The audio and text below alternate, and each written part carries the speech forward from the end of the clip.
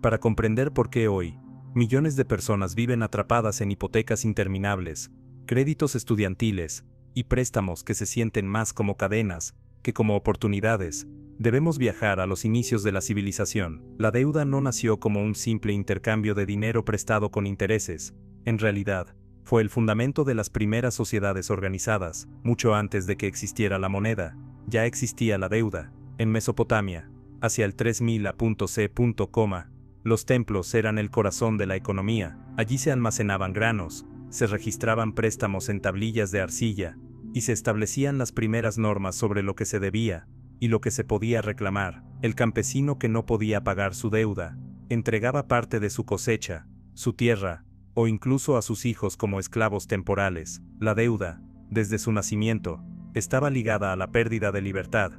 Los códigos legales más antiguos, como el Código de Hammurabi en Babilonia, ya mostraban que las élites comprendían el poder de la deuda como herramienta de dominación. Si un campesino no podía pagar, el acreedor podía apoderarse de su campo o de su familia, pero los reyes sabían que demasiada deuda podía destruir el reino. Por eso, cada cierto tiempo decretaban el jubileo de deudas, cancelando lo adeudado para evitar que la sociedad colapsara en rebeliones. No era compasión, era estrategia de supervivencia. La deuda se convirtió así en un equilibrio, servía para controlar, pero si se estiraba demasiado, podía convertirse en dinamita social. A medida que las civilizaciones crecieron, la deuda dejó de ser solo un asunto económico, y se transformó en algo espiritual y moral. En las antiguas religiones, el lenguaje de la deuda se mezclaba con el de la culpa. El término pecado en varias tradiciones estaba ligado a la idea de deber, falta que debe pagarse. Los hombres no solo estaban endeudados con sus gobernantes, o con los templos, también con los dioses. Esa conexión simbólica convirtió la deuda en una carga doble. No pagar lo adeudado era un fallo material, pero también un crimen espiritual. Así comenzó a instalarse en la mente humana la idea de que siempre debemos algo, que la vida misma es un préstamo que tenemos que saldar. Roma llevaría este concepto aún más lejos con el Nexum, un contrato brutal que permitía esclavizar legalmente a los deudores insolventes. Un ciudadano que no pagaba podía ser encadenado y vendido como esclavo, incluso si había nacido libre. El deudor dejaba de ser persona y se transformaba en propiedad. El imperio se alimentaba de guerras y conquistas, pero también de un sistema legal que perpetuaba la desigualdad a través de la deuda. La libertad romana, tan celebrada en los libros de historia, tenía un límite invisible: la capacidad de pagar. En este primer capítulo, se revela la esencia del ciclo, que aún nos persigue. La deuda no nació como un acto de cooperación, sino como un instrumento de poder, diseñado para garantizar la obediencia y limitar la libertad. Desde las tablillas de arcilla hasta los contratos romanos, vemos cómo la deuda se incrustó en las estructuras sociales, no solo como un intercambio material, sino como una narrativa cultural que nos convenció de que deber siempre es natural y pagar siempre es obligatorio. Lo que comenzó hace más de 5000 años sigue vivo en cada tarjeta de crédito que deslizamos hoy, pero disfrazado de modernidad. Tras la caída de Roma y el inicio de la Edad Media, la deuda adquirió un nuevo disfraz, el del pecado.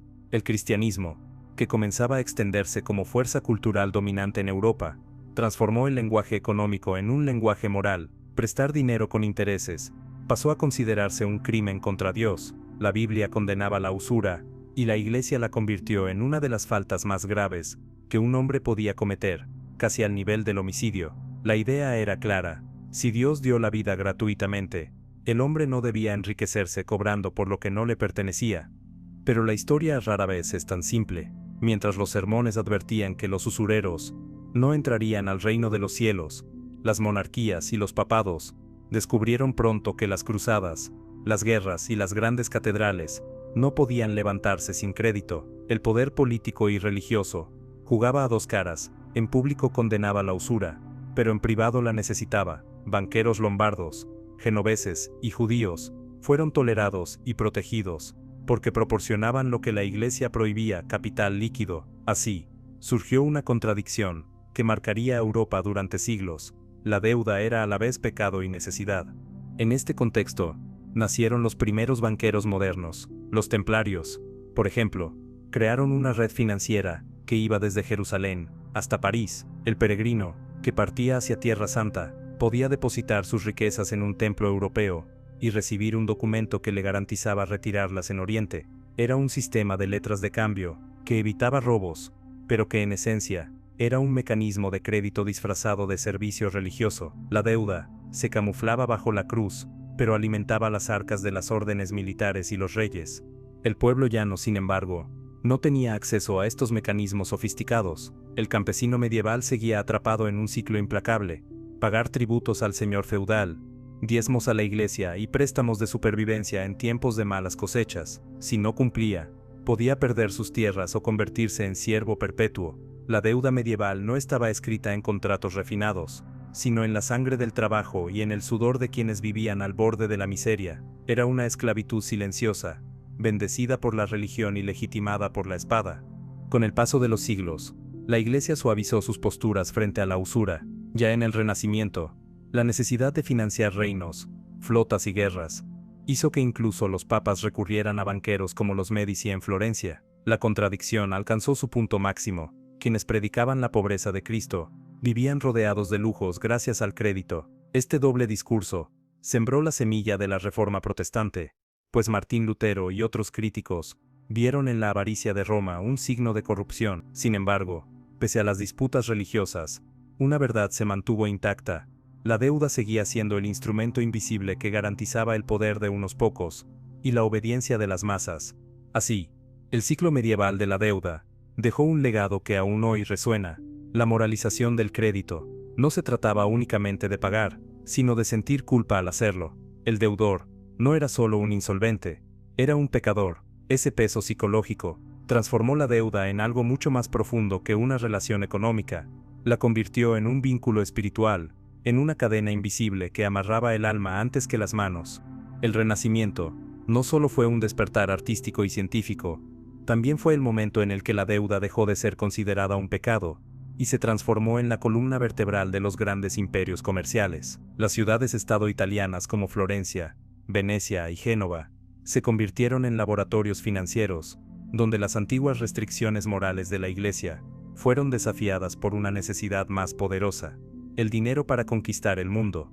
Las familias bancarias, los Medici en Florencia, los Fugger en Alemania, los Strozzi en Venecia, entendieron que el crédito podía convertirse en una palanca de poder político. Ya no se trataba solo de prestar dinero para cosechas o viajes individuales, se trataba de financiar reinos enteros, ejércitos completos y flotas destinadas a explorar y dominar territorios desconocidos. Cada expedición marítima hacia África, Asia o América era sostenida por préstamos que prometían retornos colosales: especias, oro y esclavos. La deuda se globalizó mucho antes de que el término globalización existiera. Las monarquías europeas, particularmente España y Portugal, se convirtieron en los deudores más ilustres de esta nueva era. El oro y la plata que llegaban de América parecían infinitos, pero estaban hipotecados antes de salir de los puertos. Los banqueros adelantaban capital para financiar las guerras contra el Islam, las conquistas en ultramar y las extravagancias de las cortes. El resultado fue paradójico: mientras las colonias se llenaban de riquezas, las coronas europeas se hundían en deudas gigantescas que las hacían dependientes de los prestamistas. La supuesta grandeza imperial descansaba sobre cimientos frágiles, sostenidos por letras de cambio y contratos firmados en mesas de banqueros. En este periodo, también surgió un nuevo instrumento: la deuda pública. Por primera vez, las ciudades y reinos comenzaron a emitir bonos que los ciudadanos ricos podían comprar. No era caridad ni patriotismo, era inversión. El gobierno prometía devolver el dinero con intereses, financiando así guerras y proyectos faraónicos. Con este modelo, los estados dejaron de depender exclusivamente de impuestos inmediatos y crearon un sistema de deuda perpetua. La paradoja es que los ciudadanos prestaban al Estado, y luego el Estado les cobraba más impuestos para devolver ese mismo dinero con intereses. En otras palabras, la gente financiaba su propia servidumbre. La Bolsa de Ámsterdam, fundada en 1602 se convirtió en el epicentro de esta nueva economía de la deuda. Allí, las acciones y los bonos circulaban como mercancías, y la Compañía Holandesa de las Indias Orientales fue el primer experimento de corporación global financiada por inversores que compraban su deuda. Cada especia traída de Asia, cada barco cargado de porcelana, era el resultado de un crédito colectivo. La deuda dejó de ser una relación personal entre deudor y acreedor, y se transformó en una red anónima y gigantesca que conectaba a comerciantes, gobiernos y ciudadanos. Este cambio cultural fue decisivo. La deuda ya no era solo una cadena moral o un contrato jurídico. Se convirtió en un instrumento de prestigio, de poder y de expansión. Tener crédito significaba tener futuro, y no tenerlo era quedar fuera del nuevo orden mundial. Europa pasó de condenar la usura a glorificar el crédito como el motor del progreso, pero en esa glorificación se escondía la trampa. Mientras las élites multiplicaban su riqueza, las masas seguían cargando el peso de impuestos y deudas que nunca se cancelaban. El Renacimiento nos deja entonces una lección que sigue viva en nuestros días. El crédito, cuando se institucionaliza, ya no busca liberar, sino perpetuar el ciclo. Lo que antes era un pecado, se transformó en virtud, pero la estructura de fondo, la dependencia, la servidumbre, el poder oculto de los acreedores, siguió intacta. Lo único que cambió fue el disfraz. Con el impulso del Renacimiento y la consolidación de los primeros bancos modernos, la deuda se convirtió en el motor oculto de la expansión colonial. España, Portugal, Inglaterra, Francia y Holanda no conquistaron el mundo únicamente con barcos y cañones, lo hicieron con préstamos, bonos y letras de cambio que financiaban expediciones tan costosas como arriesgadas. Detrás de cada galeón cargado de plata americana o especias asiáticas, había un grupo de banqueros que había adelantado capital esperando multiplicar sus ganancias. Los imperios se levantaban sobre pólvora, pero la pólvora misma se compraba con deuda. La paradoja de este periodo es brutal. Las coronas europeas parecían dueñas del mundo, pero en realidad eran deudoras crónicas. España, el imperio donde no se ponía el sol, declaraba bancarrota una y otra vez en los siglos XVI y XVII, porque las guerras y la administración de territorios le costaban más de lo que el oro americano podía cubrir. Las montañas de plata que llegaban desde Potosí y México estaban hipotecadas incluso antes de tocar puerto. En los registros financieros de la época, los reyes de España aparecen como mendigos de lujo, rehenes de banqueros alemanes y genoveses que exigían intereses cada vez más altos. El mito de la riqueza imperial ocultaba una realidad incómoda. La deuda era la verdadera dueña de los imperios. La trata transatlántica de esclavos también estuvo íntimamente ligada al crédito. Ningún comerciante podía financiar por sí solo los costos de capturar, transportar y vender miles de seres humanos. Se recurría entonces a préstamos colectivos, respaldados por instituciones y compañías autorizadas por los estados. Cada vida arrancada de África estaba previamente calculada en libros contables, convertida en mercancía que garantizaba el pago de una deuda. El horror de la esclavitud no fue solo una tragedia humana, sino también un modelo financiero. El cuerpo del esclavo era la garantía del acreedor. En Inglaterra, la creación del Banco de Inglaterra, en 1694, marcó un punto de inflexión. Por primera vez, una institución estatal emitía deuda respaldada por el crédito de la nación. Los ciudadanos ricos compraban bonos que financiaban guerras contra Francia y expansiones coloniales. Así, el pueblo no solo pagaba impuestos, también invertía en la deuda que sostenía la maquinaria militar. La ironía es que los mismos ciudadanos que prestaban al Estado eran luego exprimidos con tributos para cubrir los intereses de esa misma deuda. La espiral estaba diseñada para que nadie escapara. El Estado siempre debía, y los ciudadanos siempre pagaban por ello. El comercio triangular, Europa, África y América, fue en esencia un gigantesco mecanismo de deuda. Las armas europeas se enviaban a África a crédito, los esclavos eran enviados a América como pago, y el azúcar, tabaco y algodón regresaban a Europa como mercancías destinadas a liquidar préstamos. El Atlántico entero se convirtió en un océano de deudas cruzadas, donde la riqueza se acumulaba en unas pocas manos, y la servidumbre se repartía entre pueblos enteros. Lo más intrigante es que, en esta etapa, la deuda ya no era vista como una carga individual o un pecado religioso, sino como uno nacional. Ser un imperio endeudado era un signo de grandeza, porque significaba que se estaba financiando la conquista del mundo. El prestigio se medía en la capacidad de endeudarse para expandirse, y este cambio cultural instaló una narrativa peligrosa. La deuda no era una cadena, sino una promesa de futuro. Esa promesa justificó siglos de saqueo, esclavitud y guerras. El ciclo que comenzó en Mesopotamia ahora se había globalizado. Lo que en sus orígenes era un contrato entre dos personas, se había transformado en un sistema planetario de dependencia. Países enteros se endeudaban, pueblos enteros eran reducidos a mercancía, y generaciones completas nacían ya hipotecadas a los intereses de imperios lejanos. La deuda se volvió invisible, normalizada, glorificada, y sin embargo, debajo de esa apariencia de progreso, el patrón era el mismo de siempre. El acreedor dictaba las reglas, el deudor obedecía, y el ciclo continuaba. La revolución industrial suele narrarse como la epopeya del ingenio humano. Fábricas que multiplicaron la producción, máquinas de vapor que aceleraron el transporte, y una nueva era donde la ciencia parecía liberar al hombre de las cadenas del trabajo manual. Pero detrás de ese relato optimista se esconde un hecho incómodo. La maquinaria que cambió el mundo no habría funcionado sin una red de deudas que amarraba obreros, empresarios y estados en una misma espiral de dependencia.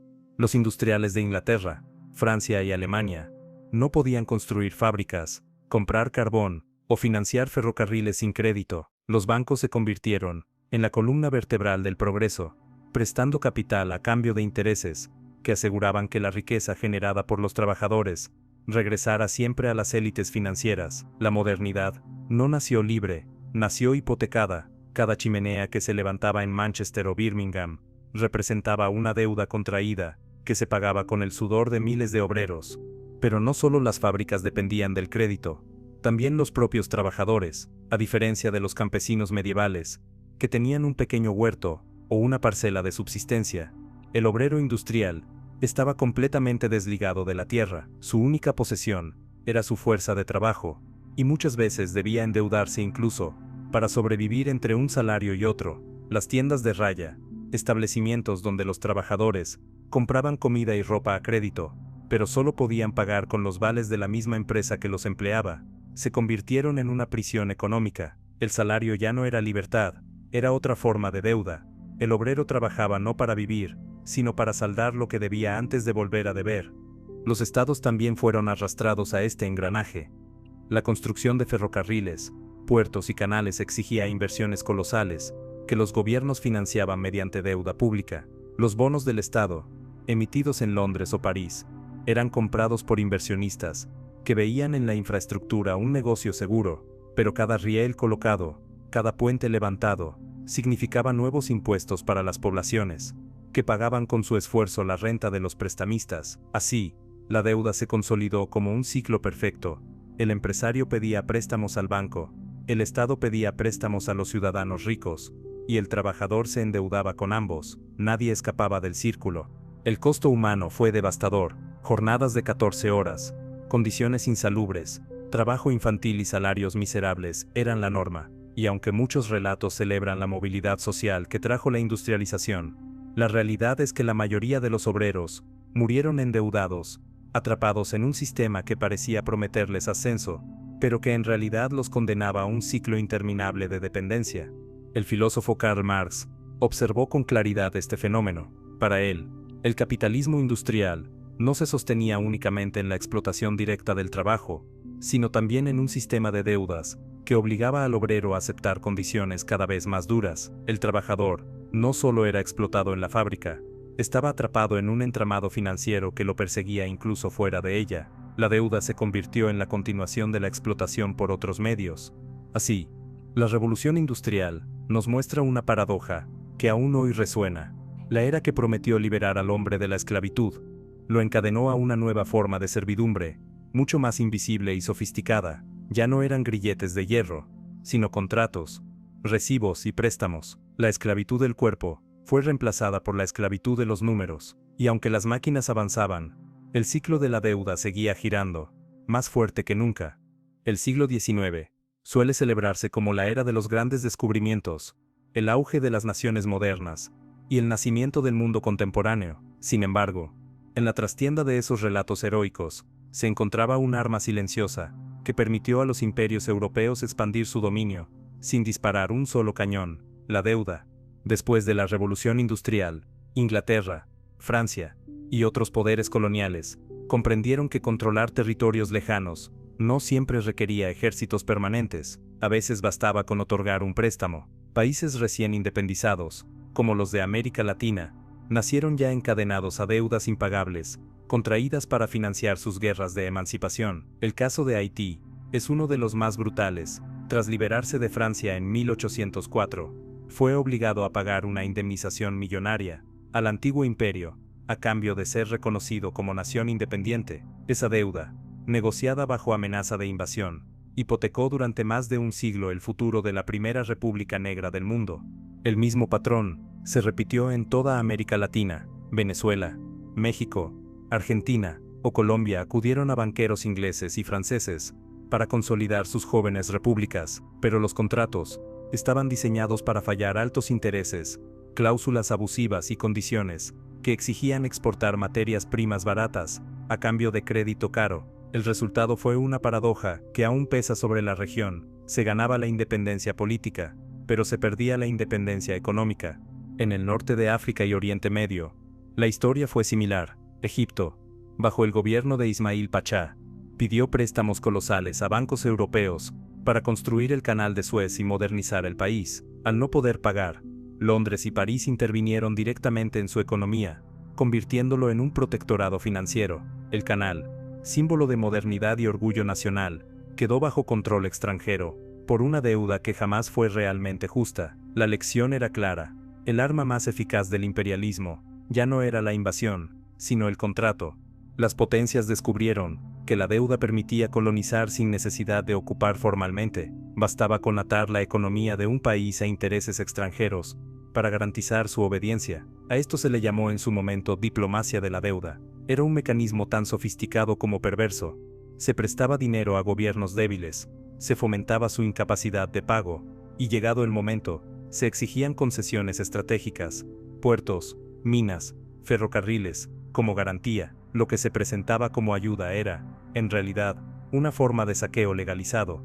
Mientras tanto, dentro de Europa, la deuda pública se convirtió en una maquinaria imparable. Los estados emitían bonos para financiar guerras napoleónicas, ferrocarriles transcontinentales y proyectos coloniales. Los ciudadanos ricos compraban esa deuda, convencidos de que invertían en la grandeza nacional, pero en el fondo, lo que hacían era financiar la expansión de un sistema que consolidaba su riqueza y perpetuaba la servidumbre de otros pueblos. El siglo XIX demuestra que la deuda ya no era un accidente económico, ni un pecado moral, era una estrategia geopolítica. Se había convertido en la forma más eficiente de colonización. Donde antes llegaban soldados, ahora llegaban contratos. Donde antes se imponía el poder de la espada, ahora se imponía la lógica del interés compuesto, y esa transición, aparentemente más pacífica, resultó mucho más duradera y difícil de romper. La mutación definitiva del ciclo. La deuda pasó de ser un problema individual o social, a convertirse en un mecanismo planetario de control. Las naciones podían declararse libres en su bandera, pero sus presupuestos nacionales, hipotecados por generaciones, demostraban lo contrario. Así, el siglo XIX dejó una herencia que aún hoy padecemos: la dependencia estructural de pueblos enteros a una deuda diseñada para nunca terminar de pagarse. El siglo XX no solo fue el escenario de dos guerras devastadoras, sino también el laboratorio, donde se perfeccionó la deuda, como herramienta de control planetario. Al estallar la Primera Guerra Mundial, en 1914-20, los imperios europeos descubrieron que la magnitud del conflicto exigía recursos imposibles de financiar con impuestos ordinarios. Los gobiernos recurrieron entonces a bonos de guerra, apelando al patriotismo de los ciudadanos. Millones de familias invirtieron sus ahorros convencidas de que prestaban a la patria para asegurar la victoria. Sin embargo, lo que parecía un acto noble escondía la misma lógica de siempre. El pueblo se endeudaba consigo mismo, pero los intereses iban a parar a las élites financieras. Cuando Alemania perdió la guerra, fue obligada a pagar reparaciones colosales en el Tratado de Versalles. Aquella deuda impuesta no solo desangró su economía, sino que sembró el resentimiento que alimentaría el ascenso del nazismo. Aquí se revela un punto crucial: la deuda no es neutral, es un arma política. Con ella se puede doblegar a un enemigo, controlar su futuro, y en ocasiones, provocar su destrucción. El ciclo de la deuda ya no se limitaba a individuos o naciones pequeñas, había alcanzado la escala de imperios enteros. La Segunda Guerra Mundial llevó este modelo aún más lejos. Para financiar el esfuerzo bélico, Estados Unidos emitió masivamente bonos y créditos, pero al mismo tiempo se convirtió en acreedor de medio mundo. Europa quedó arrasada, y tras la guerra, la ayuda estadounidense llegó bajo el nombre de Plan Marshall. En apariencia, fue un gesto generoso de reconstrucción. En realidad fue una inversión estratégica. Los dólares prestados a Europa no eran altruismo, aseguraban la apertura de mercados, la compra de productos norteamericanos y la subordinación política frente a la nueva superpotencia. La deuda se disfrazó de ayuda humanitaria, pero actuó como contrato de obediencia. De esta coyuntura, nació un nuevo orden financiero mundial. En 1944, de Bretton Woods, se crearon el Fondo Monetario Internacional, FMI, y el Banco Mundial, instituciones presentadas como guardianes de la estabilidad económica global. En el papel, su misión era ayudar a los países en crisis. En la práctica, se convirtieron en los grandes acreedores del planeta. Cada préstamo venía acompañado de condiciones, reformas económicas, apertura de mercados, reducción del gasto social. La deuda ya no solo exigía dinero, exigía obediencia política. Durante la Guerra Fría, esta lógica se volvió aún más evidente. Los países del tercer mundo, recién independizados del colonialismo, se vieron atrapados en un dilema. Para desarrollarse necesitaban créditos, pero esos créditos provenían de las mismas potencias que antes los habían colonizado. Las carreteras, presas y proyectos industriales construidos con préstamos internacionales se transformaron en trampas. La factura llegaba en forma de intereses imposibles de pagar, y cuando los gobiernos no podían cumplir, el FMI imponía programas de ajuste estructural, privatización de empresas públicas, recortes en educación y salud, reducción de subsidios. Era la vieja esclavitud colonial, pero disfrazada de modernidad económica. El resultado fue un mundo dividido, no solo entre capitalismo y comunismo, sino entre acreedores y deudores. Estados Unidos emergió como el mayor prestamista global, mientras Europa Occidental se alineaba bajo su paraguas. América Latina, África y Asia quedaron atrapadas en una red de deudas que, lejos de impulsarlas hacia el desarrollo, las condenaba a la dependencia. El sueño de la independencia nacional se esfumaba frente a una realidad incontestable. Sin acceso al crédito internacional, ningún país podía sobrevivir, pero con él, quedaba hipotecado por generaciones. Así, las guerras mundiales no solo destruyeron ciudades y millones de vidas, crearon el marco perfecto para institucionalizar la deuda como un sistema global. Desde ese momento, ningún país podría escapar realmente del ciclo. La deuda ya no era un accidente histórico, sino la arquitectura misma del nuevo orden mundial. La segunda mitad del siglo XX fue el escenario donde la deuda dejó de ser un fenómeno nacional y se transformó en un problema global que moldeó economías enteras. El detonante fue el petróleo. Tras la crisis de 1973, TAIC, cuando los países de la OPEP decidieron subir drásticamente los precios del crudo, enormes cantidades de dólares comenzaron a circular por el sistema financiero internacional. Los bancos de Estados Unidos y Europa, rebosantes de petrodólares, buscaron dónde colocarlos. Y qué mejor destino que los países en desarrollo, ansiosos de financiamiento para proyectos de modernización. Latinoamérica fue uno de los principales receptores de este flujo. Gobiernos de México, Brasil, Argentina o Chile pidieron préstamos masivos, convencidos de que la industrialización acelerada era posible, gracias a ese dinero barato. Durante unos años, el espejismo fue real, crecieron las obras públicas, se expandieron las ciudades, y parecía que la región se encaminaba por fin hacia el tan ansiado desarrollo. Pero detrás del espejismo estaba la trampa. Esos créditos estaban atados a tasas variables de interés. Cuando Estados Unidos subió las tasas en los años 80, las deudas se multiplicaron de la noche a la mañana. Lo que parecía manejable se volvió impagable. En 1982, México declaró que no podía cumplir con sus compromisos financieros. Fue el inicio de la crisis de la deuda latinoamericana. Uno a uno, los países de la región se vieron obligados a renegociar sus préstamos con el Fondo Monetario Internacional, pero el precio de esa ayuda fue devastador. Los programas de ajuste estructural, bajo el argumento de estabilizar las economías, se impuso un paquete de medidas que incluía privatización de empresas estatales, reducción del gasto público, recortes en educación y salud, apertura indiscriminada de mercados y eliminación de subsidios. El resultado fue una década perdida para millones de latinoamericanos. Aumento del desempleo, caída del poder adquisitivo, crecimiento de la pobreza y la desigualdad. En África, la historia fue aún más dramática. Países que apenas habían logrado independizarse en los años 60 y 70 quedaron atrapados en préstamos diseñados para fracasar. La promesa de desarrollo se transformó en un ciclo de dependencia.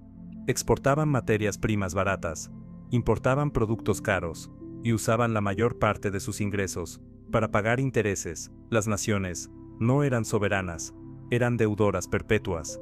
Lo más perverso fue el cambio cultural. Los economistas neoliberales, inspirados en la Escuela de Chicago y promovidos por gobiernos como los de Ronald Reagan y Margaret Thatcher, instalaron la idea de que endeudarse era sinónimo de modernizarse. La deuda dejó de ser vista como una carga peligrosa para convertirse en un requisito del progreso. Un país sin acceso al crédito internacional era considerado atrasado, casi paria. La narrativa fue tan poderosa que incluso pueblos empobrecidos llegaron a aceptar como natural que sus hospitales se cerraran o sus universidades se encogieran, siempre que el mercado quedara satisfecho. La deuda ya no era un contrato entre acreedor y deudor, era un sistema de disciplina global. Quien debía obedecía, y quien prestaba dictaba las reglas. Si un país osaba rebelarse y negarse a pagar, era castigado con aislamiento financiero, sanciones, o incluso golpes de Estado patrocinados desde fuera. El mensaje era claro: la deuda no se cuestiona, se paga, aunque cueste la vida de generaciones enteras. La historia revela una verdad que todavía hoy pesa sobre nuestros hombros. El ciclo de la deuda se convirtió en un mecanismo que atraviesa fronteras, dobla gobiernos y somete pueblos enteros. La década de los 80 mostró que no basta con trabajar, producir o incluso crecer. Si el sistema financiero global decide que debes, vivirás endeudado para siempre. La jaula dejó de ser nacional y se transformó en planetaria. Si en el siglo XIX, la deuda se usó para expandir imperios, y en el XX para someter países, en el inicio del siglo XXI, se transformó en un producto especulativo. La deuda ya no era solo un préstamo que debía devolverse, se convirtió en mercancía que podía comprarse, venderse y apostarse en los mercados financieros. En esta mutación peligrosa, nació la crisis que sacudió al mundo en 2008.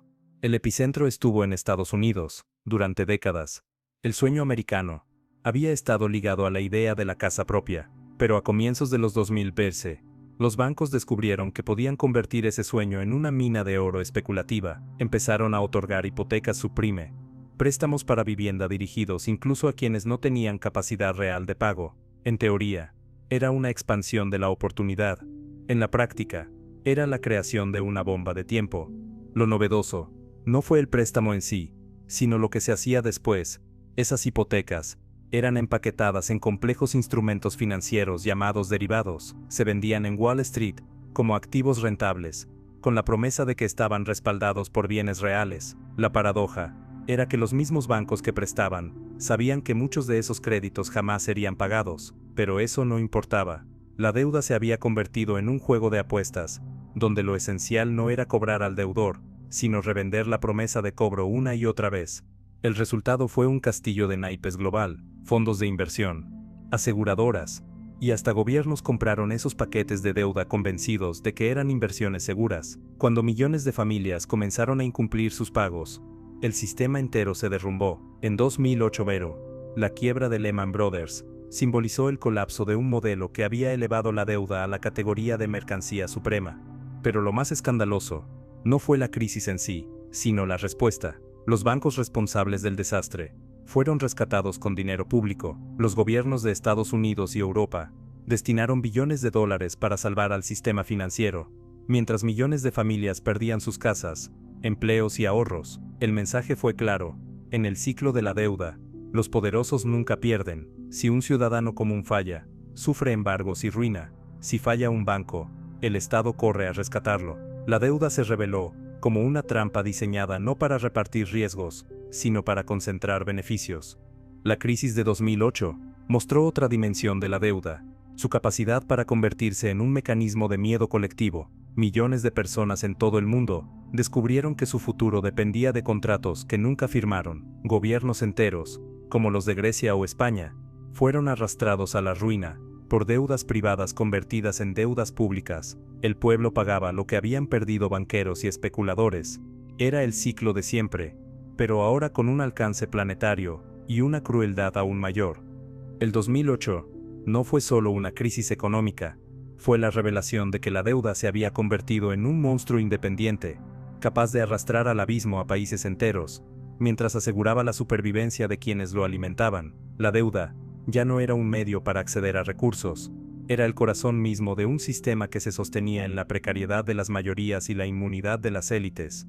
Así quedó en evidencia la pregunta que aún resuena: si el sistema colapsa por la avaricia de los bancos, ¿por qué son los pueblos quienes pagan la factura? La respuesta es brutalmente simple: porque el ciclo de la deuda está diseñado para perpetuarse, no para romperse. Y en 2008-20, como en Mesopotamia, hace 5000 años, quedó demostrado que la regla sigue siendo la misma: el acreedor nunca pierde, el deudor nunca escapa. Tras la crisis de 2008-20, el sistema financiero comprendió que la deuda no debía limitarse a grandes préstamos hipotecarios, ni a contratos de miles de páginas. El futuro estaba en lo instantáneo, en lo invisible y en lo cotidiano. Así nació la nueva fase del ciclo, la deuda digital. Hoy ya no necesitamos acudir a un banco con traje y corbata para endeudarnos. El crédito nos persigue en cada esquina, en una aplicación de compras, en un paga después de una plataforma digital, en una tarjeta que nos ofrece diferir una compra en cuotas con un solo clic. Lo que antes requería papeles, firmas y notarios, ahora cabe en un mensaje de texto. La deuda dejó de sentirse como una decisión importante y se convirtió en un gesto automático. Las fintech y los bancos digitales transformaron el crédito en una experiencia amigable. El lenguaje cambió. Ya no hablamos de deuda, hablamos de beneficios, recompensas, facilidades, pero detrás de esa fachada moderna se esconde la misma lógica milenaria: deber, pagar y volver a deber.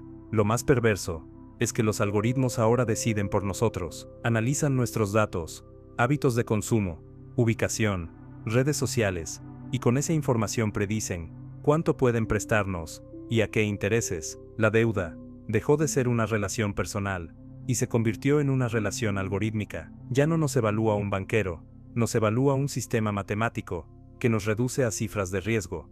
Este modelo ha creado un fenómeno nuevo: la deuda como estilo de vida. Jóvenes endeudados antes de cumplir los 25 años, familias que financian vacaciones con créditos de consumo, estudiantes atrapados en préstamos digitales que prometen ser flexibles, pero se vuelven interminables. La deuda ya no espera que busquemos un préstamo, se ofrece sola, disfrazada de oportunidad. Cada vez que aceptamos, cedemos un fragmento de nuestra libertad futura. A nivel global, la digitalización de la deuda ha permitido un control más sutil y poderoso que nunca. Gobiernos y corporaciones pueden rastrear en tiempo real quién debe, cuánto debe y a quién debe, y con ese mapa detallado de obligaciones, moldean el comportamiento social. Una persona endeudada trabaja más, cuestiona menos, obedece mejor. El sistema encontró en la deuda digital una herramienta perfecta para disciplinar, sin necesidad de cadenas ni cárceles.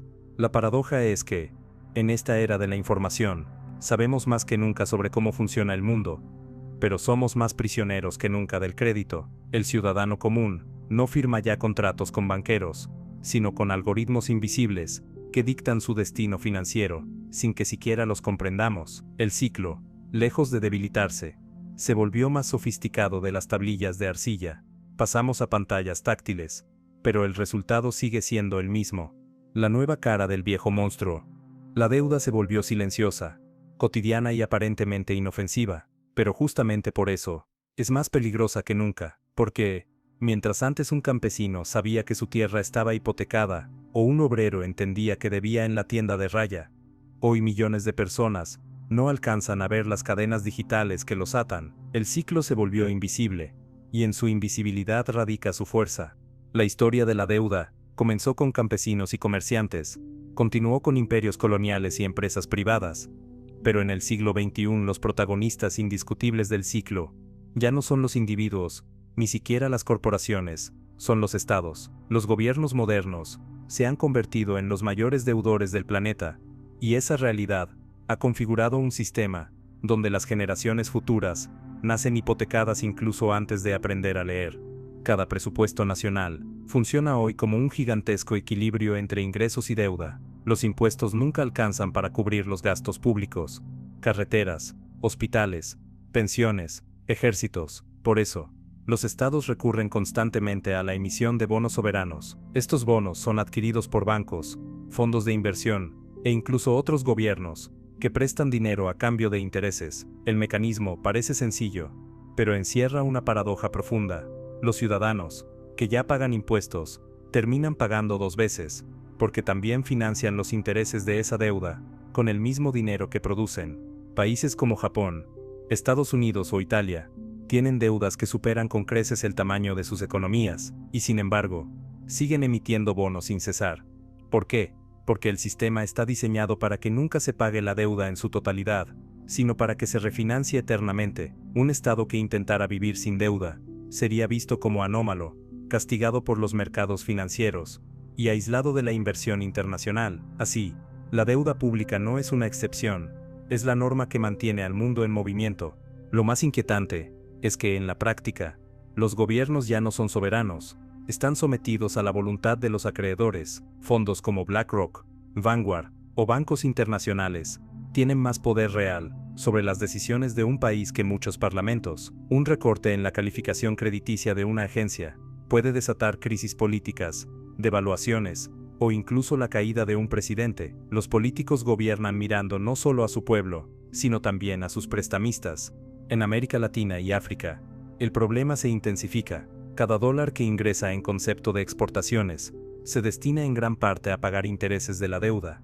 Los hospitales colapsan, las escuelas carecen de recursos, pero los pagos a los acreedores jamás se retrasan. El propio FMI ha reconocido que en algunos países, el servicio de la deuda consume más de la mitad del presupuesto nacional.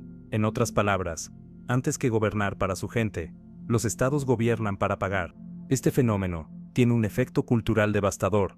Normaliza la idea de que el futuro ya no nos pertenece. Las generaciones jóvenes crecen sabiendo que la deuda de su país es impagable, que su trabajo y sus impuestos ya están comprometidos con obligaciones que nunca firmaron. Se instala la sensación de que no vivimos para construir, sino para devolver. La deuda pública se convierte así en una herencia envenenada, transmitida de padres a hijos, de gobiernos a gobiernos, como si fuera una maldición interminable. El ciclo alcanza aquí su máxima expresión. No solo los individuos deben, no solo las empresas deben, sino que los estados enteros se endeudan como si fueran corporaciones globales, y en este escenario, el ciudadano común queda atrapado en una trampa perfecta, paga impuestos, soporta recortes sociales, y aún así, carga sobre sus hombros la culpa de una deuda que nunca pidió. Lo que comprendemos que el ciclo de la deuda ya no es una suma de contratos individuales, sino un sistema estructural que condiciona la política mundial. Gobiernos, parlamentos y presidentes son actores secundarios en una obra escrita por acreedores invisibles que deciden quién puede gastar, quién debe recortar y quién merece ser castigado. El poder dejó de estar en los votos y se trasladó a los balances, y mientras esto siga así, ningún ciudadano ni nación será verdaderamente libre. Hasta ahora hemos visto cómo la deuda ha controlado a campesinos, obreros, países y gobiernos, pero hay una dimensión aún más oscura, menos visible y más filosófica. La deuda no solo nos roba dinero, nos roba tiempo.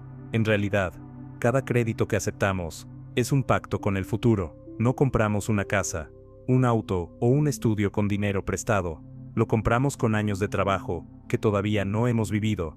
Este concepto no es nuevo. En la antigua Roma, el deudor insolvente podía perder su libertad personal. Hoy, la lógica es más sutil, pero idéntica. Quien debe sabe que parte de sus próximos años ya no le pertenecen. Su salario, su esfuerzo y hasta sus decisiones estarán condicionados por la obligación de pagar. En ese sentido, la deuda es una forma de esclavitud diferida.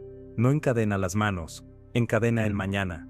El filósofo alemán Friedrich Nietzsche advirtió que la moral de la culpa estaba profundamente ligada al lenguaje de la deuda. Culpable y deudor comparten raíces etimológicas en varios idiomas. Cuando alguien debe, no solo carga una obligación financiera, también carga un sentimiento de falta, de error, de insuficiencia. La deuda no es solo matemática, es psicológica. Nos hace sentir que siempre estamos en falta, que debemos rendir cuentas incluso cuando trabajamos sin descanso. En el mundo moderno, esa lógica se ha perfeccionado. Los bancos y estados ya no necesitan recordarnos con látigos que debemos pagar. Basta con la idea de que si no cumplimos, perderemos lo más valioso, nuestro tiempo futuro. Hipotecas a 30 años, préstamos estudiantiles que duran más que un matrimonio, tarjetas de crédito que parecen eternas, Cada deuda es una promesa de tiempo, que aún no vivimos, y que ya está comprometido, y lo más irónico es que mientras entregamos nuestro futuro, el acreedor cobra en presente, multiplicando su riqueza. Este mecanismo altera nuestra percepción de la vida misma. Un joven que se endeuda para estudiar, no ve su futuro como una página en blanco llena de posibilidades, sino como una cuenta regresiva de pagos. Una familia que compra casa con hipoteca no siente orgullo de libertad, sino temor de perderla si algo falla. La deuda convierte la existencia en una cadena de plazos y vencimientos, nos roba el ahora porque nos obliga a pensar en lo que debemos mañana. En este capítulo, queda claro que la deuda no es únicamente un fenómeno económico ni político, es una estructura que captura el tiempo humano, y el tiempo es la verdadera riqueza. El dinero puede perderse y recuperarse, pero los años entregados jamás vuelven. Esa es la verdadera prisión, no la obligación de pagar, sino la sensación de que ya no somos dueños de nuestros días, sino arrendatarios de un futuro hipotecado. La deuda redefine la vida como un calendario de obligaciones, y mientras no comprendamos este vínculo profundo entre deuda y tiempo, seguiremos atrapados en el ciclo sin siquiera entender la magnitud de nuestra servidumbre, porque el verdadero acreedor no nos cobra dinero, nos cobra vida. En la superficie, la deuda parece un simple acuerdo financiero. Alguien presta, alguien devuelve, pero en la práctica, se ha convertido en un mecanismo de disciplina colectiva. No hablamos solo de contratos, sino de un sistema que regula la conducta de millones de personas, a través del miedo al incumplimiento. La deuda es, quizás, el método de control más efectivo que jamás haya inventado la humanidad. Un obrero endeudado con su hipoteca no puede arriesgarse a perder su empleo. Un estudiante atado a préstamos no puede retrasar su ingreso al mercado laboral.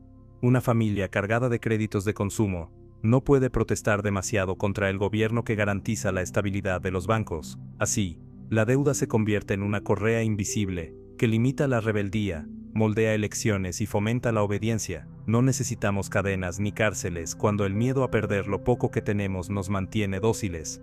La historia lo demuestra. Durante el siglo XIX, los gobiernos europeos descubrieron que una población endeudada era más manejable que una población hambrienta. El hambre podía provocar revueltas.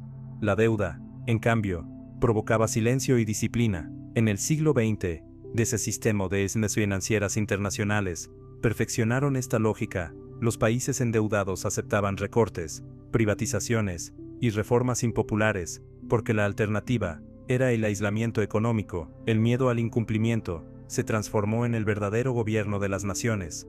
Lo mismo ocurre hoy, a nivel individual. El simple hecho de tener deudas condiciona nuestras decisiones más íntimas. Elegimos trabajos que no nos gustan, porque necesitamos pagar. Aceptamos horarios abusivos, porque la fecha de vencimiento no perdona. Renunciamos a sueños, proyectos y hasta relaciones por no arriesgar la estabilidad financiera. La deuda nos gobierna desde dentro, porque la convertimos en una voz que dicta cada paso de nuestra vida.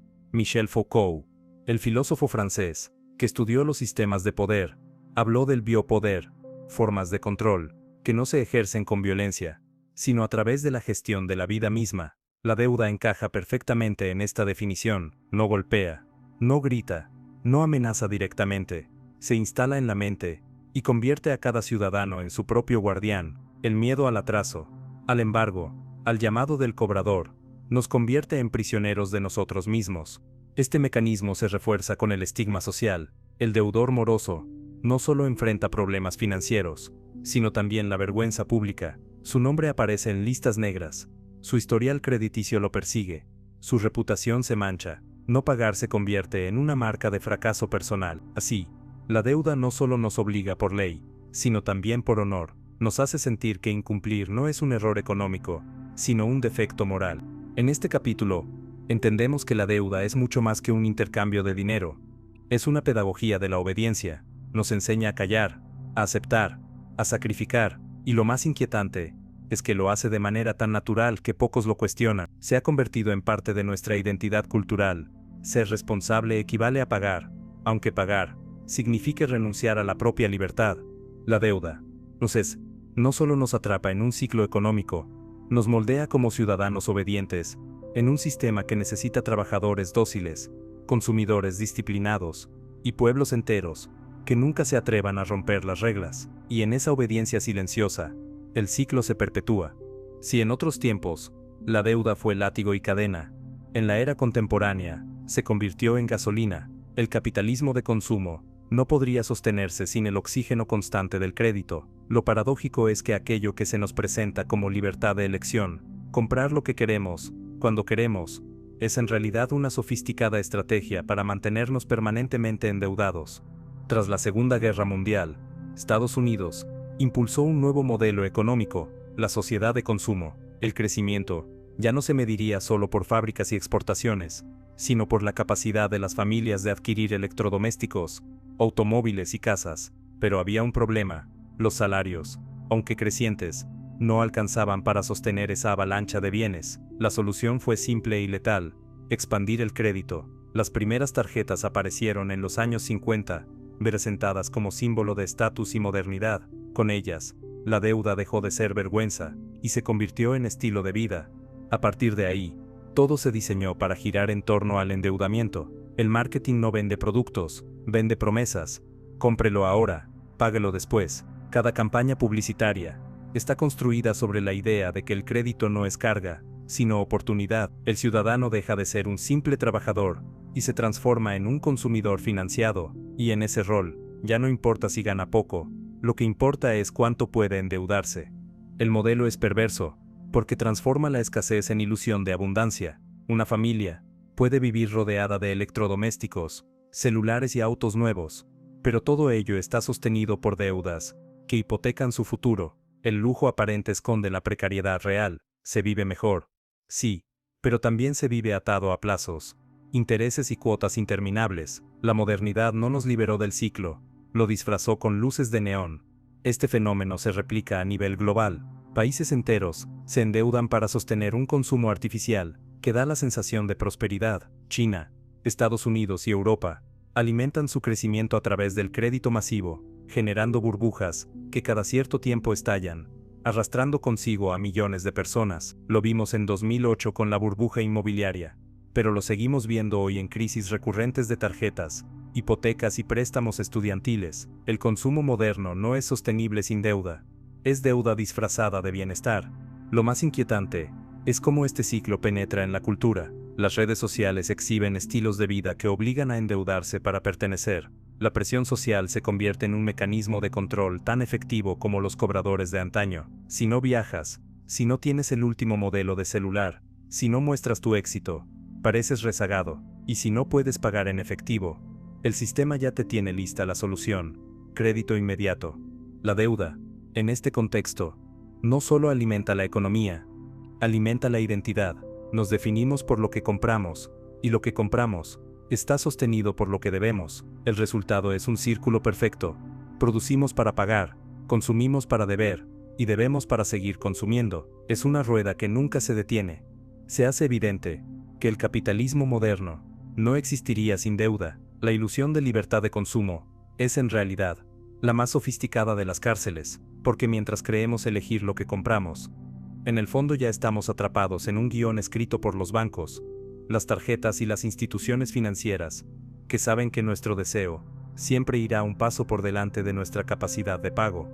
En la actualidad, la deuda ya no se percibe como algo extraordinario o excepcional. Se ha vuelto tan cotidiana que apenas la cuestionamos. Para muchos, pedir un préstamo o financiar un producto en cuotas es tan normal como ir al supermercado. Esta naturalización es quizá el triunfo más grande del sistema. Ha logrado que vivamos endeudados sin sentirnos esclavos, porque el lenguaje y la cultura transformaron las cadenas en rutina.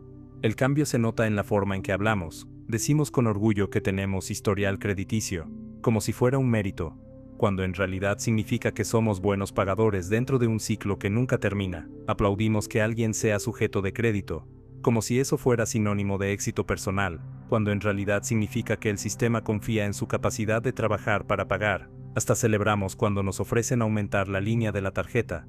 Confundimos endeudarnos más con tener más poder adquisitivo.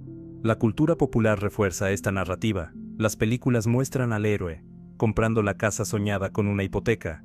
Las canciones hablan de lujos financiados, y las redes sociales exhiben vidas de aparente abundancia sostenidas por cuotas. El mensaje es claro: Deber no es un problema, es parte de ser moderno. La deuda se convirtió en símbolo de pertenencia, de prestigio, e incluso de identidad. El sistema educativo también cumple su papel. Pocas escuelas enseñan a manejar finanzas personales, pero todas preparan a los jóvenes para integrarse en un mundo donde el crédito será inevitable. Se les habla de la importancia de tener un título universitario, pero no de que probablemente pasarán décadas pagando el préstamo que lo hizo posible. Se les dice que deben aspirar a una casa propia, pero no que esa aspiración casi siempre viene acompañada de una hipoteca de 30 años. Se entrena a la población para aceptar la deuda como un paso natural hacia la adultez. El efecto psicológico es devastador. Generaciones enteras han interiorizado la idea de que estar en deuda es normal, que vivir al día es inevitable, que el estrés financiero es parte de la vida adulta. Así, se diluye la indignación. Un campesino babilonio o un esclavo romano sabían que estaban encadenados. Un ciudadano moderno, en cambio, sonríe mientras paga intereses, convencido de que está ejerciendo su libertad. Este fenómeno no es casualidad, es resultado de siglos de narrativa cultural, propaganda publicitaria y políticas económicas que hicieron de la deuda un componente inseparable de la vida. En otras palabras, el ciclo ya no necesita imponerse con fuerza, se perpetúa porque lo aceptamos como normal. Es por eso que comprendemos que la trampa final de la deuda no es económica, sino cultural. Mientras pensemos que deber es parte natural de existir, jamás cuestionaremos el ciclo. La deuda dejó de ser un accidente para convertirse en una costumbre, una tradición disfrazada de progreso, y esa aceptación acrítica es lo que garantiza que el engranaje siga funcionando generación tras generación. En teoría, la democracia moderna se basa en la soberanía del ciudadano. Cada voto tiene el poder de decidir el rumbo de un país, pero en la práctica, un ciudadano endeudado no es plenamente libre. La deuda, en silencio, condiciona su vida política tanto como su vida personal. No vota con la misma libertad quien debe que quien no debe. No protesta igual quien tiene todo hipotecado que quien no tiene nada que perder. Este fenómeno ha sido estudiado por sociólogos contemporáneos, que advierten que el endeudamiento masivo genera ciudadanos dóciles, un trabajador que paga hipoteca, un joven que carga con un préstamo estudiantil, o una familia atada a créditos de consumo, no pueden arriesgarse a un cambio brusco que amenace su estabilidad financiera. La deuda se convierte así en un mecanismo de control político. La gente teme cuestionar demasiado, porque sabe que una huelga, una renuncia o una crisis podrían costarles no solo el presente, sino el futuro. Los gobiernos lo saben, y lo aprovechan. En momentos de crisis, los estados no ofrecen libertad, ofrecen créditos, subsidios disfrazados de préstamos, ayudas condicionadas, refinanciaciones que mantienen al ciudadano en pie, pero atado. El endeudamiento se convierte en política pública, no para liberar a la población, sino para mantenerla dependiente. Una masa endeudada es más manejable que una masa libre. Este patrón no es nuevo. En el siglo XIX, de imperios coloniales, otorgaban créditos a países débiles para garantizar su obediencia. Hoy, los gobiernos otorgan créditos internos para garantizar la obediencia de sus ciudadanos. El método es distinto, pero la lógica es la misma: quien debe obedece. El caso de Grecia, tras la crisis de 2008, es ilustrativo. Cuando la población votó en un referéndum contra las medidas de austeridad impuestas por la Unión Europea y el FMI, la respuesta fue brutal. Se ignoró la voluntad popular y se impusieron recortes igualmente. La deuda pesó más que los votos. Este episodio mostró al mundo que en el ciclo moderno, la democracia tiene un límite, el de los acreedores. A nivel individual, ocurre algo similar. Millones de personas creen que toman decisiones políticas libres, pero sus elecciones están filtradas por el miedo financiero. ¿Se atrevería un ciudadano con hipoteca y 3 hijos a apoyar una huelga prolongada? ¿Se arriesgaría un joven con deuda estudiantil a rechazar un empleo mal pagado? La deuda condiciona no solo lo que compramos, sino lo que pensamos, lo que aceptamos y lo que votamos. Asimismo, se revela una verdad incómoda. La deuda es una herramienta de servidumbre política tanto como económica. Un ciudadano endeudado no es un ciudadano pleno. Es un sujeto que ha hipotecado su libertad, a cambio de sobrevivir en un sistema que lo mantiene atado. La democracia se reduce a un teatro donde la verdadera soberanía la tienen los acreedores, no los votantes. En el siglo XXI, la deuda no solo es un contrato financiero, se ha convertido en un mecanismo de vigilancia global. Lo que antes eran simples recibos o firmas en papel, hoy son bases de datos, algoritmos y sistemas de puntaje que deciden, sin apelación, quién merece crédito y quién queda excluido del sistema. Los puntajes de crédito se han transformado en la nueva identidad del ciudadano. Ya no somos vistos como personas, sino como números que resumen nuestra capacidad de obediencia financiera. Un atraso en el pago, un error administrativo, o incluso un comportamiento sospechoso en el consumo, pueden marcar de por vida el acceso a un préstamo, a una vivienda o a una tarjeta. No pagar a tiempo ya no significa solo intereses acumulados, significa exclusión social. La deuda se convirtió en un filtro que clasifica a las personas, separando a los confiables de los riesgosos. China llevó este modelo al extremo con el sistema de crédito social, donde no solo se mide la capacidad de pago, sino también el comportamiento político y social de los ciudadanos. Un mal puntaje puede impedirte viajar, acceder a ciertos empleos, o incluso a servicios básicos. Occidente critica este sistema, pero no está tan lejos. Cada compra con tarjeta, cada préstamo aprobado, cada búsqueda en Internet alimenta bases de datos que bancos y corporaciones usan para perfilar a los ciudadanos. La deuda y la vigilancia se han fusionado en un engranaje invisible que nos encierra en un circuito perfecto. Trabajamos, consumimos, debemos, somos observados, y en función de eso, se nos permite volver a endeudarnos. El Big Data y la inteligencia artificial perfeccionaron la trampa. Antes, los bancos analizaban balances. Hoy, los algoritmos evalúan en segundos tu vida entera, desde tu historial médico hasta tus interacciones en redes sociales. El crédito dejó de ser una negociación para convertirse en una sentencia automática. Lo más inquietante es que, al aceptar cada préstamo, entregamos también información. No solo hipotecamos dinero y tiempo, hipotecamos nuestra privacidad. Este modelo global transforma la deuda en un sistema de obediencia aún más sofisticado. No hace falta un cobrador que golpee la puerta. Basta con un algoritmo que te cierre las puertas del crédito. La disciplina ya no se impone con amenazas explícitas, sino con silencios digitales, un rechazado en la aplicación, un no aprobado en el banco, un puntaje que te condena al margen del sistema. La paradoja final es que nunca habíamos tenido tanta libertad de elección aparente, y nunca habíamos estado tan vigilados. Compramos lo que queremos, pero lo que queremos está determinado por el crédito que nos otorgan, y ese crédito depende de nuestra sumisión al sistema. En otras palabras, la deuda ya no solo controla nuestra economía, controla nuestra identidad. La deuda nació como un registro en tablillas de arcilla, se transformó en pecado en la Edad Media, en imperio durante el Renacimiento, en esclavitud salarial con la Revolución Industrial, y en geopolítica con los organismos internacionales. Hoy, en el siglo XXI, se ha convertido en un sistema global de vigilancia digital. Lo que sorprende no es su permanencia, sino su capacidad para mutar. La deuda siempre cambia de rostro, pero nunca cambia de esencia. Mantener a la mayoría sometida a una obligación que asegura el poder de una minoría.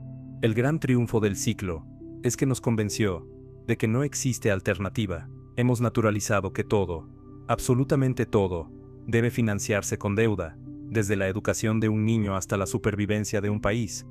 Pocas veces nos preguntamos si es posible otro modelo. El sistema nos entrenó para pensar que deber es tan inevitable como respirar, y esa aceptación acrítica es lo que perpetúa la trampa. Lo más inquietante es cómo este mecanismo atraviesa generaciones. Nuestros abuelos cargaron con hipotecas, nuestros padres con créditos de consumo, y nosotros con préstamos estudiantiles y tarjetas. Nuestros hijos heredarán no solo nuestras deudas individuales, sino también las de los estados que hoy comprometen presupuestos de décadas futuras. Es un ciclo que no muere, porque se reinventa con cada nueva tecnología, con cada crisis, y con cada promesa de progreso. Sin embargo, la historia demuestra que ningún sistema es eterno. Babilonia colapsó bajo la carga de sus deudas. Roma tambaleó por la esclavitud del Nexum. España se hundió pese a las montañas de plata americana. Y las crisis modernas nos recuerdan que incluso los imperios financieros tienen límites. El ciclo parece eterno, pero cada vez que se estira demasiado, amenaza con romperse. La pregunta es, ¿seremos capaces de romperlo de manera consciente? ¿O esperaremos a que se derrumbe con nosotros dentro? En este capítulo, entendemos que el ciclo de la deuda no es solo un problema económico, sino un dilema existencial. Mientras continuemos hipotecando nuestro tiempo, nuestras vidas y nuestras generaciones futuras, la deuda seguirá siendo la cárcel más perfecta jamás construida, una cárcel sin barrotes, pero con plazos, sin carceleros, pero con intereses, sin cadenas, pero con firmas digitales. El ciclo ha llegado a un punto en que ya no se trata de quién debe o cuánto se debe, sino de cómo hemos permitido que la deuda defina lo que somos como sociedad. Y quizás la verdadera liberación no consista en pagar lo que debemos, sino en atrevernos a imaginar un mundo donde la vida no esté permanentemente hipotecada. La historia de la deuda es, en realidad, la historia de nuestra obediencia, desde los campesinos babilonios que entregaban sus cosechas, hasta los ciudadanos modernos que deslizan una tarjeta de crédito. Siempre ha existido un hilo invisible que nos recuerda que debemos algo. La deuda ha sido látigo, contrato, pecado, mercancía, geopolítica, y ahora algoritmo. Ha cambiado de forma para sobrevivir, pero su esencia permanece, mantenernos sujetos a un ciclo diseñado para que nunca termine. Lo inquietante es que muchas veces hemos confundido deuda con progreso. Creímos que endeudarnos para estudiar era libertad, que firmar una hipoteca era éxito, que financiar un país entero era modernización, pero en cada una de esas promesas había una trampa: pagar hoy hipotecando el mañana, trabajar hoy entregando el futuro, vivir hoy sabiendo que ya no somos dueños de nuestro tiempo. La deuda no solo controla la economía, controla nuestra imaginación. Nos convenció de que no hay alternativa, de que es imposible pensar en un mundo sin intereses, sin plazos, sin cobradores. Nos enseñó a medir la vida en cuotas, a calcular el amor y la esperanza en balances financieros. La deuda se convirtió en la gran narradora de nuestras vidas, y nosotros en personajes obedientes de un guión que nunca escribimos. Pero la historia también enseña otra lección. Cada vez que el ciclo se estiró demasiado, se quebró. Babilonia tuvo sus jubileos, Roma abolió el Nexum, la Edad Media reinventó sus mercados, y hasta los imperios modernos colapsaron bajo el peso de deudas impagables. Nada garantiza que nuestro sistema actual sea eterno. Lo que parece indestructible hoy puede desmoronarse mañana, porque ningún modelo basado en cadenas invisibles puede sostenerse para siempre. La pregunta, entonces, no es si el ciclo terminará, sino cómo. ¿Esperaremos pasivos a que colapse, arrastrándonos con él? ¿O tendremos el valor de romperlo? ¿Seremos la generación que acepte como normal vivir hipotecada hasta la vejez? ¿O la que se atreva a imaginar un futuro donde la riqueza no dependa de la esclavitud financiera? Romper el ciclo no significa rechazar todo crédito, sino recuperar el control sobre lo que realmente importa: el tiempo, la vida, la libertad. Significa recordar que somos más que deudores, más que consumidores, más que sujetos de crédito. Significa volver a imaginar un mundo donde la economía esté al servicio del ser humano, y no el ser humano al servicio de la deuda. Ciclo ha durado 5000 años, porque lo hemos aceptado como inevitable. Quizás ha llegado la hora de dejar de obedecer, de dejar de pagar con silencio lo que nos roba vida. Tal vez el verdadero jubileo no sea económico, sino espiritual. Liberarnos de la idea de que nacimos para deber, porque la única deuda real que tenemos no es con los bancos ni con los estados, sino con nosotros mismos. La deuda de vivir una vida que realmente nos pertenezca.